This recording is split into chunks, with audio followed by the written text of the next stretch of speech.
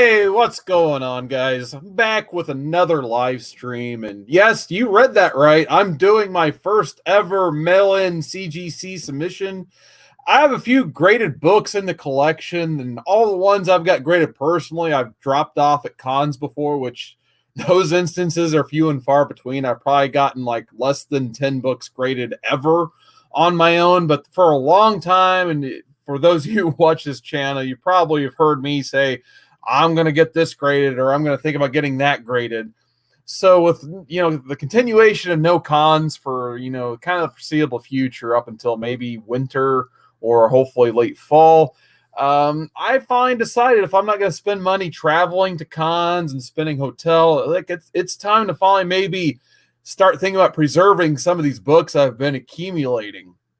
So I figured, why not do one big, massive, huge 20-book submission? And I'll be completely honest, there are 16 books here. I think I'm going to keep maybe 15, and I'm going to use the rest to hopefully just fund the whole grading thing here. So, like I said, it's the reason I haven't graded a lot is just because I always had that mentality like, well, by the time I grade something, I could take that money and invest it into another book and keep in the collection. But now it's kind of getting to the point where a few of these books I just need to get slabbed, because, who knows what could happen. And it's easier to tell someone the condition when it's literally like right on top. So I've decided to, kind of pick 20 books out of the collection to get slabbed. And I'm probably going to end up moving at least 4 or 5 of them to fund this whole project, basically. Funny thing is, like, once I started thinking about all this, I'm already planning my second one. So, that's going to happen too. I'm just trying to figure out how I'm going to do all of that. And you're probably going to, you'll give me the recommendation, like when you send these, like send your moderns as one, your Bronze Age stuff is another one, your magazine sizes is another one. Of course, I learned that after I put together this whole stack and submitted it. So, and then there's a whole thing of custom labels and that stuff. So I went crazy selecting custom labels, and now I need to break it up per custom label type and age. And I was like, you know what? I'm just going to do the 20 together. I'm going to send them off and not have to worry about it until it's time for them to come back.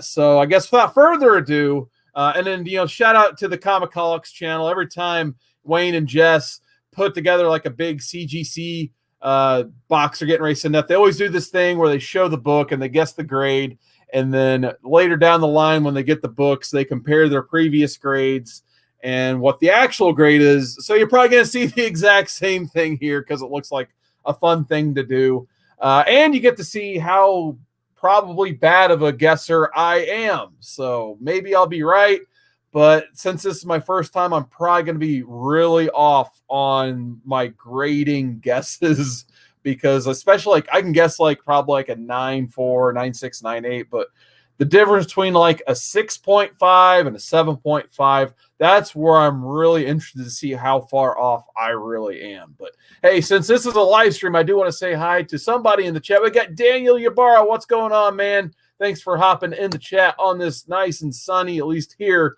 Friday afternoon. Without further ado, like I said, let's get the banner gimmick up here. And I do have these stacked the way CGC told me to take them out. So that's why they're kind of this randomized. So I'm literally just going to turn the book, and then that's the way they're going to be shipped. So the first book, it starts off with a big one, of course. So, I mean, condition-wise, well, we'll get into that. First book, of course, Incredible Hulk 181. I've had this raw copy for, I think it's been almost 2 years now, actually. So for the longest time, I've been telling myself, I'm going to get this graded. Even the guy at the comic shop I bought it from is like, yeah, let me know what grade you get on that. And I think it's been so long, you kind of just forgot about it, obviously. But yeah, I think it's time for me to get this graded. It does have the most obvious imperfection is a line that goes through there that's color breaking. I'm not sure how well that presents on my camera here. You can kind of see it now by the Hulk shoulder. And of course, various spine ticks up and down. Nothing too major though. This is complete. The Marvel value stamp is intact. So I'm going to go ahead and give this an educated guess of a 7.0. So, and I got such a good deal on this. If it comes back lower than that, I'm not going to be disappointed. I kind of just and mainly getting this preserved for, preservation purposes for my collection. So if, something bad does happen, at least it'll have a slab to help protect it. And by the way, it'll look great inside a feature case in my house, I'm sure. So I definitely have been meaning to get this graded for a while. So when I was putting together my first list, this was definitely for sure going to be on that. And then just like that first book, my next one is the Raphael one-shot, first printing, of course, first appearance of Casey Jones. Got this off Who Dat Comics and Movies way back when. So I definitely want to get some of my Turtles collection graded, and I figured I would just start with the two big dogs that are not in terrible condition. I also have a second printing of issue 2, but that one is signed, I believe, by Kevin Eastman and Peter Laird, and I want to enjoy that one and be able to open it up. And I don't know if CGC would put that in their graders notes. Obviously, it wouldn't be gold label because they're not witnessing it. So I'm not sure how that would pan out. So on this one, though, I'm going to give it a respectable 7.5, just because I don't know how they grade some of the spine issues that this one has. Like, you can kind of see like the whitening right there on the side of the spine. There are a few spine ticks here and there on the bottom. Maybe I'll be way off on this one. I'm not sure. But yeah, it does have some, chipping along the very edge on that top. And I will put this in a magazine bag when I send it. It's in a nice Mylar now just to make it look good, but the edges do cut off the back. So to secure it some more, I'm going to put it in a magazine bag and send that one off. So yeah, I'm going to send 7.5. I'm going to guess low, and maybe I'll be pleasantly surprised and get something in the 8s or higher. We'll see. Like I said, I could be super wrong on that. I do want to say hi to another person in the chat. We got Millions Information Booth. What is going on, man? He says the 181 looks as good as it is. Any grade better. Any grade's never been low grade, and he loves the TMNT. Well, you'll love this next book, I'm pretty sure. It is Teenage Mutant Ninja Turtles issue number 3. And I think of the books I got from Who Dat way back when, in my opinion, this looks like it's in the best condition. And no, it is not the Laird's Pizza variant or the Laird's Photo variant. Sorry, Turtles Pizza on the Brain. It's not the variant. It's your basic first print, which is a phenomenal book to have, of course. But just looking up and down this book, it looks like it's in pretty nice condition. There are just a couple very minor things going on at the very bottom, just because, sometimes these magazine-size ones weren't stored the best, because finding a magazine-sized book or a board and bag in, mid-'80s wasn't as common as it would be now. So some of the storage things and just a little bit of color rub here and there. I'm giving it a respectable 8.5. I'm kind of hoping maybe it'll get up into the 9s. We'll see. But yeah, for now, just so I guess I won't be disappointed later down the line, I'm going to go 8.5 on that one. And then my next book, you probably saw my previous haul. And I have high hopes for this book. The main reason I bought this, and it's kind of partially the influence for this whole thing, is like I saw it, and I'm like, I will grade that if I get it. And then I just kept looking at it and like, I'm grabbing it. So now I need to grade it. So that's why this whole experiment's taking place to begin with. And that is DC Comics Presents issue number 26, first New Teen Titans. But yeah, I'm going to go ahead and guess a respectable, I keep saying that, respectable. I'm going to guess a 9.2. It does have a little bit of waviness down there and is submitted for pressing. It's pretty much everything here. I don't think they did it for the magazine size stuff. So the turtle stuff is not getting pressed. So I'll probably get that back first. But everything else, I went all in on this stuff. I want to make sure it's pressed, clean, and then graded, so I have no doubts and no reservations in getting this stuff slabbed. But I definitely, this was on top of the presser list for sure. Like I said, it does have some mild stuff going on down here. I can't tell if there's like an indentation or what's the start of a tear on the inside of the book, but at least on the outside of the book, when I was inspecting it, it looks like it's pressable from the outside. So I'm not sure how they would grade something like that. It does have a little bit of color rub there, and then just a tiny white something at the very bottom. But other than that, for 1980, this book is beautiful. So I'm hoping 9.2. If it comes back in the whereabouts of those, either way, like as long as it's like not 7 or something. If it's 7, I'll be extremely disappointed. But I think for a 9.2, I think that's a solid guess. But we'll see. Let's go back to the chat before we get our next book up here. Yeah, Million says that misprint would be great too. Yeah, that would be a cool book to find randomly for sure. Daniel Ybarra says magazine comics take 75 business days, which is kind of funny you mentioned that, because my second wave, I'm thinking about just sending magazine sizes, because I'll be perfectly honest, I thought keeping it like under my sleeve or whatever. But my next submission, I think, is going to be a lot of Nintendo Power related stuff, because if you look at the census, which I just got that $150 access membership or whatever. I don't know the names of the memberships yet. But I finally got access to the census by buying into that. And I never see Nintendo Power graded. And when I do, they're through the roof on eBay. And I have a Nintendo Power #1 I've been wanting to get graded for quite some time as well. So when I do this again, that's probably one of the books you'll see. And I also have a few other Nintendo related items I definitely want to send, which are all magazine size. So I think when I do send the magazine stuff, I'm just going to send, maybe I might send my TMNT 4, even though I know it's going to be a lower grade, but I think it just look nice as a set, basically, with issue 3 and Raphael after I submitted that, of course. And then, yeah, I think I'm going to send off a lot of Nintendo Power stuff. And then Millions was asking what the back was like. I don't know if you're talking about this one. It was pretty like nice, bright white. So I have no doubts on the back of this book either. So I'm really hoping for in the 9s on that. But let's go ahead and get back to the list here. Next up, we got Sandman, #8, first appearance of Death in Sandman, of course. I'm giving this an 8.5. I might be overstepping it a little bit on this, just because, I don't know, it just doesn't seem like in person. Maybe it's the Mylar. It doesn't seem like the colors are as vibrant or, that shine on those books. But maybe it's because it's late Copper Age and not Modern Age. I'm just so used to that. But it does have like a few very slight color breaks down the spine. But it doesn't look like it was stored in a proper bag for like a decade. I think that's what I'm trying to get at. So I'm not sure how the slight tone and discolorization is going to factor into the total grading, but I think it'll still do well. That's why I'm going to go ahead and send it. But I think it'll pair good with the next book. And that's the, if you guys have been watching my channel for a while, I was going to send this book for a while. That's Sandman #1.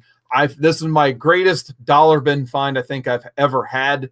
Not only did I get this awesome book for $1, it is in like near perfect shape. The only reason I'm giving it a 9.6 is it does look like it had a little bit of a, I don't know if they dropped it or it's probably just right off the press, but there's a little white spot by my index finger right there, just a slight imperfection, and I'm guessing is going to deduct a little bit off a perfect or near perfect score. So I would probably say it's going to range in that near mint to near mint minus territory instead of above that. So hoping for at least 9.6 or, up, obviously. So Sandman #1, this was when I was first started this list, this was a must-have in terms of putting this list together, is that Sandman 1.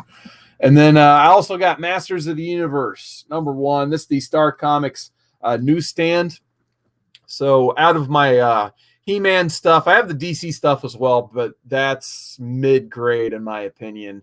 And when it comes to the Copper Age and up, I really would just rather have very fine or near mint comics graded, unless it's a big key. But I figured this one, I'm on the fence if I'm going to keep this one or not, honestly. This might be one of those ones to help compensate for the cost of grading.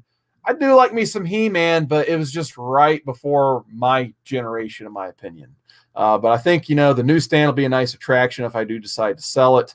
And people, they're heating up on the 80s properties right now, especially Thundercats, He-Man, and of course Turtles, which everybody knows. So yeah, I may end up keeping this one, but if I need to make up for the cost still, this one may be let go. We'll see. So if anyone's interested in Masters of the Universe in about 6 months or however long it takes to grade this stuff, I guess let me know. We'll talk.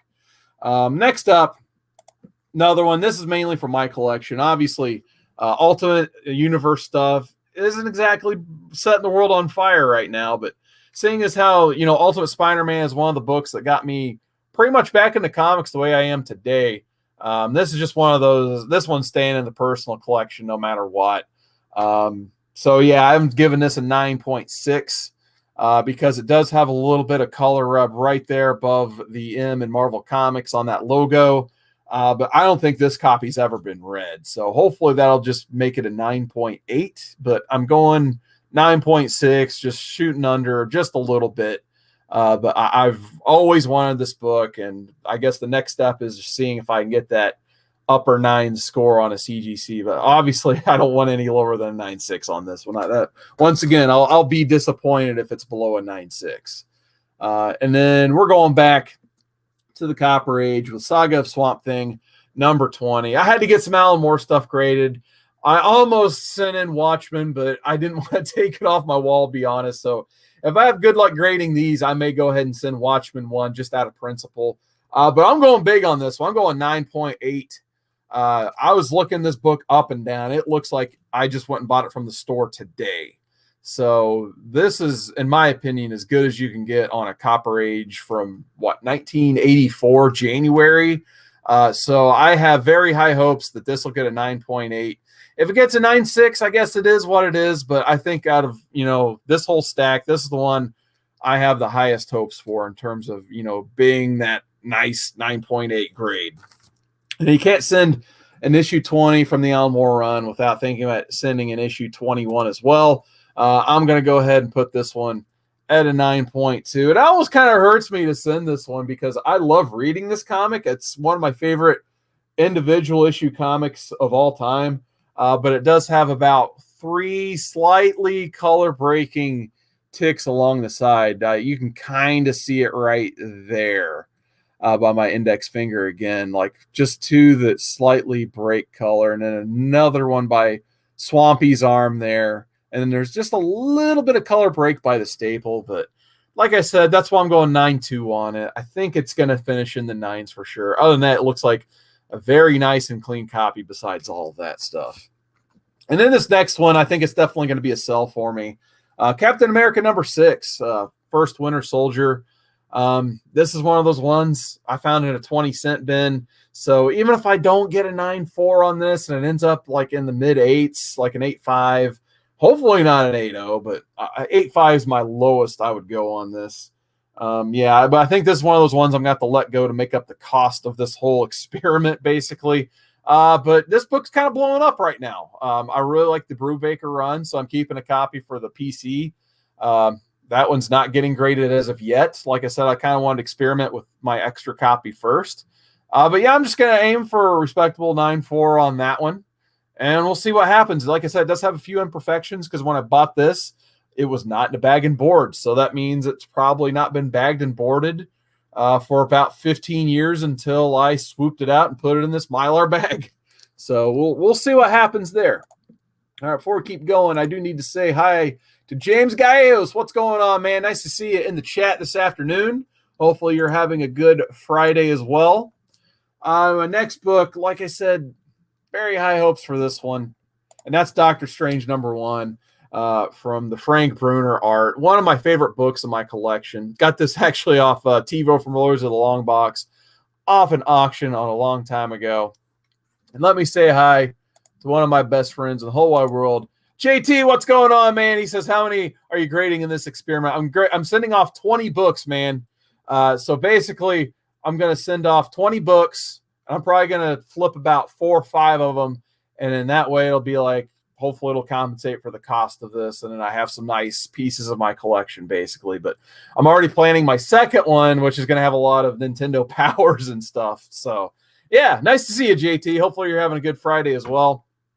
But, yeah, I think this is going to be a solid 8.0. I was hoping for higher until I really started looking over the book. It does have some chipping at the bottom there. Right by my index finger again.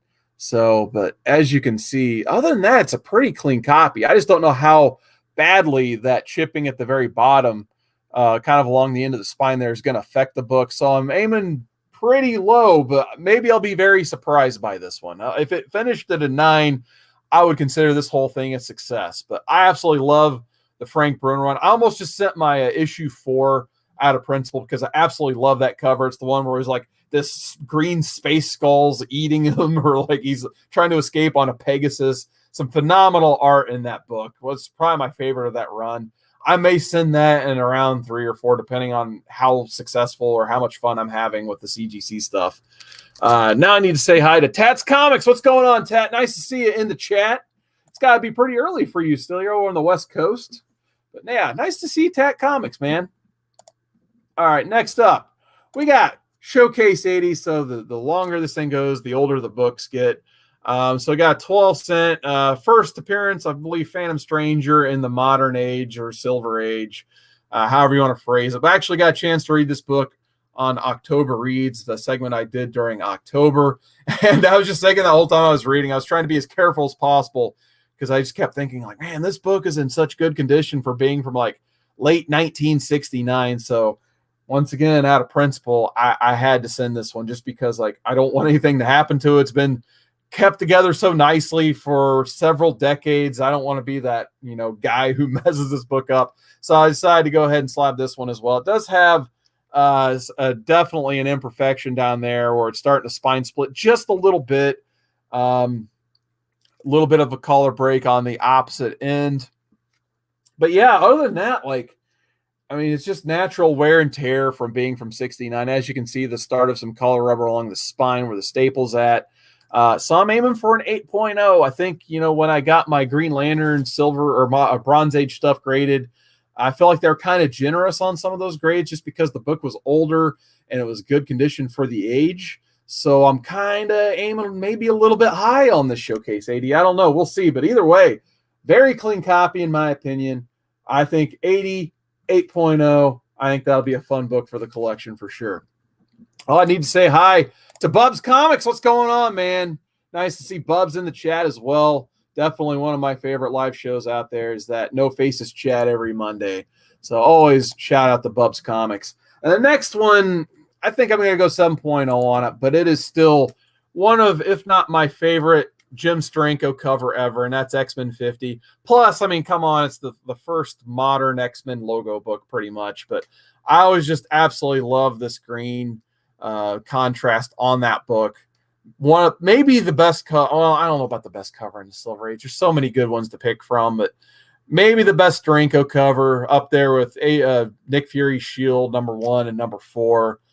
If I had a #4 that was white and not looked like someone left it on a grill all day, I would have sent that one in a heartbeat. Actually, if I end up getting a little extra from the books I sell from this, I may try to invest in an upgrade copy on that. I absolutely love that cover, but for me, the Origin of Polaris is definitely one of my favorite Silver Age X-Men for sure. So that's definitely going to have to go in the pile as well.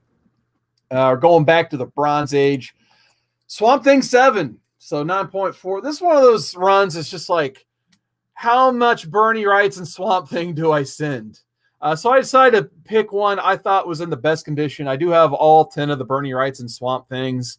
Issues 1 and 2 are probably the worst of the conditions. But I was kind of thinking about maybe sending the whole shebang eventually. But I figured I'd start with this book because I think it's the most beautiful copy in my collection. And as you can see, this for 1972, 74 whereabouts, this book is in near pristine condition. It does have, I know people love that date stamp gimmick right there. But yeah, I just want a 9.4 because I don't know how they grade date stamps, honestly. They may take off just because there's a date stamp on there. Not sure. We'll find out. But I think this is a very beautiful copy of Swamp Thing 7. Yeah, I could see this going higher, but I guess just to avoid disappointment, I'm just going 9.4 for now. I will be disappointed, however, it's lower than 9.4. I will say that. See what Bubs is saying here. He says, I have 2 of those Fury covers and both are as tan as proud lunch bags. I know, man, that book for being in the late 60s, if you see, I think it was JB Discovery Bay showed yesterday or the day before on his channel. He got, I don't know who he bought them from, but he got a nice vibrant white copy. And I think he was debating on his grade. I was typing in the chat, grade that book for the love of God. So yeah, if I see a white copy, no spine ticks, you better believe, I will send that on its own. So he says, no hit for date stamps. That's good to know. Thank you. I was curious about that for sure. So maybe we'll do that at 9.6. I don't know. But for now, like I said, to avoid disappointment, I'm going 9.4. We're going back to X-Men. Got to go 129. In terms of I think this is one of the more undervalued books out there still is X-Men 129. It's like a triple first appearance. So you got White Queen, Kitty Pryde, and I think Sebastian Shaw is the third one. I mean, pretty much the Hellfire Club. I think one day people are going to realize, they need this book in their collection. So got that nice direct edition before, the newsstand gimmick, which, I love the newsstand gimmick over here. But sometimes you go this old, you got to go direct editions all day, every day. So I'm going 9.0 on this one. Like I said, most of the imperfection has to do with the bottom corner. I don't know if it was dropped at one point, but it does have what looks like a slight color break or two kind of on my thumb. And let's see if the camera decides to cooperate. Get my face out of there. There we go. Yeah, you can kind of see right there. A little bit of imperfection up and down. But in my opinion, very clean copy. I did have a signed copy of this once, but I actually did sell that so I could get an upgrade of this. But this is one of those books, like, you guys watch this thing about getting into like older X-Men comics, get this before movies happen. This is one of those ones I think people need to go get like right now, because everything else, like Giant Size, 94, 101, they're all going crazy. This one, if it's not gone crazy already, it's going to. I hate to say it, but yeah, I mean, this one's definitely staying in the collection. Kitty Pryde is like one of my top 5 fave X-Men. This isn't going anywhere, especially if it's higher than a 9. That's staying in my collection for sure. Let's see what Bub's got here now. He says, lack of cover appearances will hold that 129 down. I still love it. Yeah, that's a great point. So everyone loves their first cover appearances as well. Aggressively reacts and agrees with the advice. So yeah, definitely 129 all day. Like, if anytime I see that book for cheap, I'm probably going to grab it. And then the next one, I'll be honest, the next one is one of the ones I'm really hoping makes up for this deficit sending all these books. Bubs knows I'm pretty much a hoarder, but I'm starting to figure out I need to let go of some of these books to maximize the rest of my collection, basically. And this is one of those books. And I'm just not a big symbiote guy. So I think this is one of the ones that I'm going to use to, basically pay for the other 16 books I'm getting graded. So this is Amazing Spider-Man 361, obviously First Carnage. This is the one you want in the newsstand, of course. So like I said, there are a few imperfections, but I think they're pressable. So there is one that I think slightly breaks hairline color. So I'm going to stick with a 9.6 because of that. But I think for a newsstand copy, a 9.6, I can use this. I'm hoping to get it back by the time that movie trailer hits for Venom 2, and then people will really be thinking about 361. I'm really hoping that this is going to be that one that funds the rest of the CGC collection. So we'll see what happens. But I do have high hopes for this one. And the next one as well. It's kind of like I was talking Masters of the Universe earlier. I kind of want to keep it, but I kind of want to make sure this stuff funds itself, basically. So this other book that I'm on the fence about is Thor 337, First Beta Ray Bill. Same story as the First Carnage. Got it in the newsstand. Pretty solid copy. I think this one probably has a little bit more potential for me overall, just because it's, it's still nice and white like it should be. But yeah, I'm not too attached to Beta Ray Bill either. I just actually, in the last claim sale I did, I ended up moving through most of my older Thor collection. I'm actually more attached to like the Jane Foster stuff currently, because I read and enjoyed it rather than, the Walt Simonson stuff. I'm sure it's great too. I just have never had that time to really get into it. So I was like, you know what, maybe for now, I got such a good deal on this book back in the day. Maybe this will help me fund some more grades and stuff like that. So for now, I'm probably going to count on this one, like, First Carnage, to help me pay for this stuff. And then, of course, this one, yeah, I mean, this is definitely one that I would like. I mean, like I said, I'm not attached to the symbiote stuff. But yeah, Venom 3, this is my copy I bought off the rack. I almost sold it in a claim sale, but no one was interested. So I decided, maybe that's a sign to hang on to it right this second and do something different with this book. I decided to get that like null custom label on it and get a pressing and cleaning. I want to make sure that this is going to be that 9.8. So yeah, this is the main one of the last two that I'm really hoping by the time I get it back, people are going null crazy that that pays for a good chunk of this too. Because the next one I'm keeping, and it cost a good chunk, as you could guess. And yeah, of course, it's got to be Giant Size X-Men for the last book. So this is the one I got in the That Spider-Man Booth mystery box, and ever since I've got it, it was like I have no overhead in this book whatsoever. I may as well get a grade on it, no matter how much they charge me to grade it. So obviously, because of the declared value on this, it's going to be the most expensive to grade, obviously. Which even after all those fees, yeah, it's still going to be a very nice book for the collection. The reason I'm giving it a 6.5, it does present pretty well, obviously, especially if I hold it back here, but the more closer you look at it, obviously being giant size, there is a little bit of spine splitting that starts down there, but at least it has most, if not all, the spine. Oh, yeah, thank you. See, the camera loves giant size X-Men, but the main reason I'm dinging it is because kind of near Wolverine over here, it does have some battle damage right there, where you can kind of see start to like tear the page, or the cover, I should say, right there, especially next to Jean, kind of from there to there. So that's the main reason I'm kind of dinging this book. And when I held it up to, I just remember it does have like a little line that goes through the X. But yeah, I'm keeping this lower at a 6.5. Either way, I'm just happy to own this book. Obviously, like I said, I got really lucky with this. So even when it came back even lower than 6.5, I can't be mad that I still have this book. So like I said, I'm keeping it low. Maybe you'll give me more. That'd be great.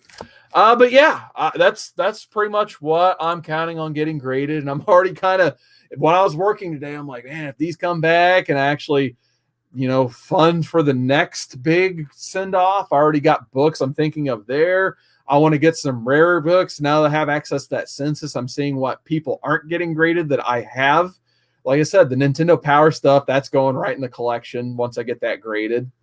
Do I send off like a Wizard one just for the hell of it? I don't know. I haven't figured that one out yet. There's still a few books like that would be just for me that would probably be worth like a total of $30 graded at a 9.8. So we'll see. Let's see what the chat's saying. We got Millions. He's saying hey to James. We got Warlord in the chat. What is going on, Warlord? Nice to see you. Bubs Comics says great idea. All the books you showed, I'd give that ASM 361 and a blank.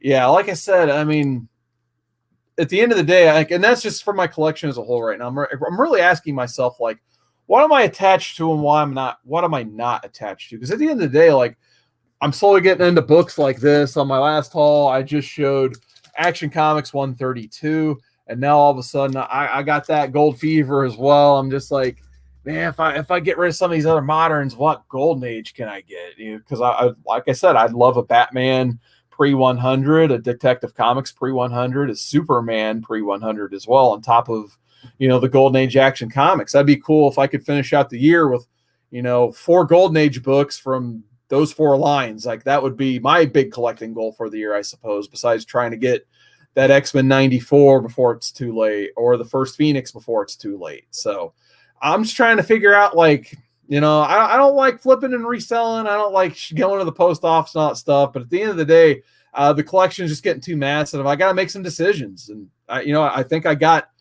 basically the stuff to try to build towards some of these bigger goals. So I just got to put in a little bit of that work. And CGC, I think, was the first step in figuring out, like, what grades or what, and, how do I grade? So I'm really looking forward to using this live stream as an experience, like maybe 3 months, 4 months, 6 months from now, and seeing like how close I was and how far off I was. And then maybe I can use that knowledge later down the line to maybe build towards something bigger and better.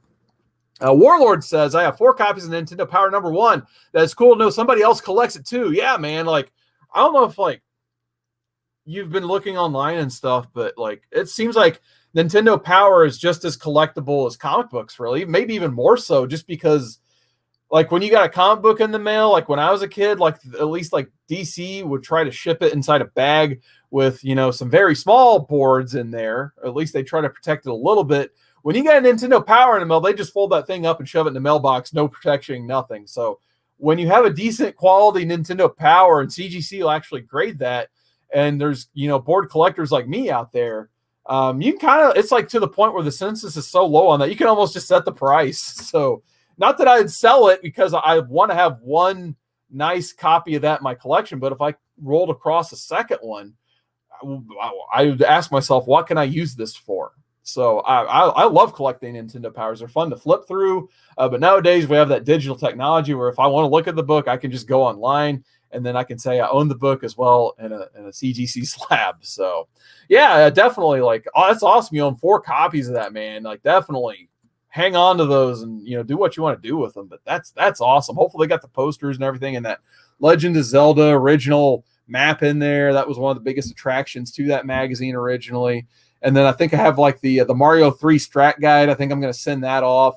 I have like the Mario Kart Nintendo Power, the Zelda 2 Nintendo Power. I think I'm going to send all those off on my next send when I do the magazine run. So Aggressively Relaxing says the collection's getting too massive, so I painstakingly chosen 3 books I'll sell. I know the feeling. Yeah, I still got all these books down here, but I'll be honest, a lot of the stuff, it's dollar fodder at the end of the day. So it's just like, if it just sits here for a year, I may eventually just find a bookstore and donate the stuff and say I enjoyed it for long enough if I can't figure out a way to move it. So there's a few good bundles in there. But yeah, at the end of the day, I need to figure out, like, what can I do to get some of these other books before they just get too massive to get, like Turtles 1. That's the ultimate end game to all of this, I think, but that's so far away in my head. Tats Comics, he says, not a bad way to get the books you want. Yeah, for sure. Like I said, I mean, I don't like reselling, and I'm not going to go like buy multiple copies of a new comic book day that's people are speculating. I'm never going to do that, but I may, hang on to a book for a while, enjoy it, and then move it forward basically from now on instead of that. So I guess a little bonus thing here I have to show is in the mail this week, a couple days ago after my Tuesday night live stream, I did get a couple of art books in the mail. So I mentioned at the top of this stream, like everybody else I'm sure watching, I'm really missing Comic-Cons right now. Like I said, I know you guys are too. And one of my favorite things to get when I go to cons is just the stuff on people's artist alley tables. So not only do you get a chance to get a commission, obviously signed comics, which you guys know me, I love signed comics. I have a whole playlist on this channel if you guys want to watch that. But the art book, you never really see a lot of art books shown anywhere really, like whether it be Instagram, the comic community, what have you. And there's some of my favorite things to collect. I'm slowly almost got a whole shelf of just artist art books I've bought directly from artists at cons. So these 2 books have actually, like, it just happened to be around like the same time last week. I just saw a couple artists in Facebook groups or just on Instagram saying like, hey, I have a book for sale. It's $25, but if you buy it in the month of March, I'll give you a sketch in it. I'm like, $25 art book sketch? You better believe I'm in. That's no problem right there. So the first one I bought, and it's a hefty 250 pager. It's from an artist named Mike Hoffman. It's called Mike Hoffman Presents Ink Attacks. I really enjoy this guy's art style. It reminds me a little bit of like just that older 70s art style. And I don't want to show too much of it because I don't know how much, like if Mike Hoffman were to catch upon this, I don't want to spoil his whole art book. But as you can see, like, he has some beautiful sketches in here. I can't show that one. I almost turned the page too late. We'll go ahead and show Vampirilla one more.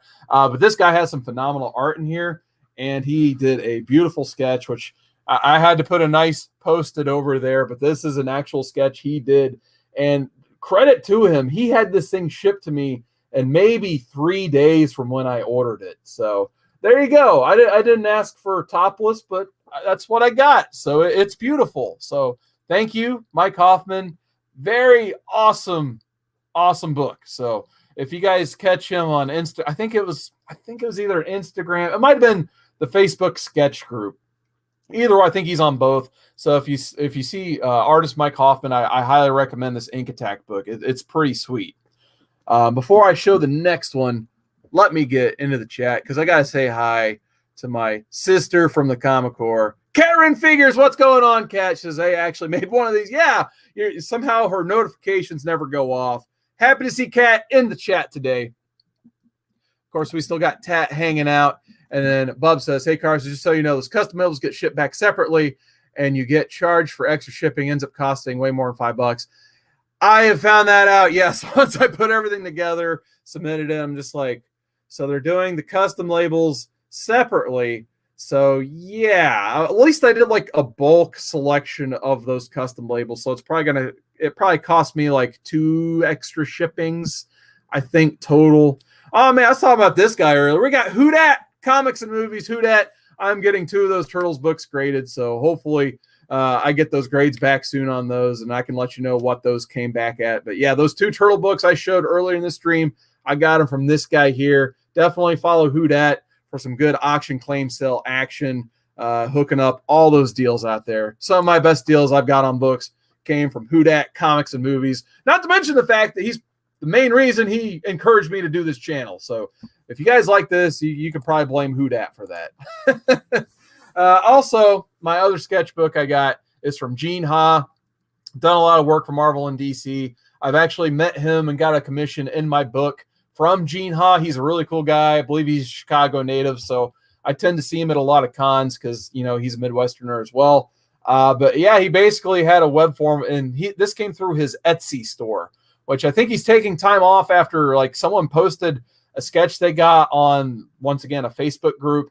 And then I think me and a bunch of other people just went to that Etsy store and bought this book right away because hardcover, $25 and a sketch. But I highly recommend maybe favoriting that page with this hardcover on there if you're halfway interested.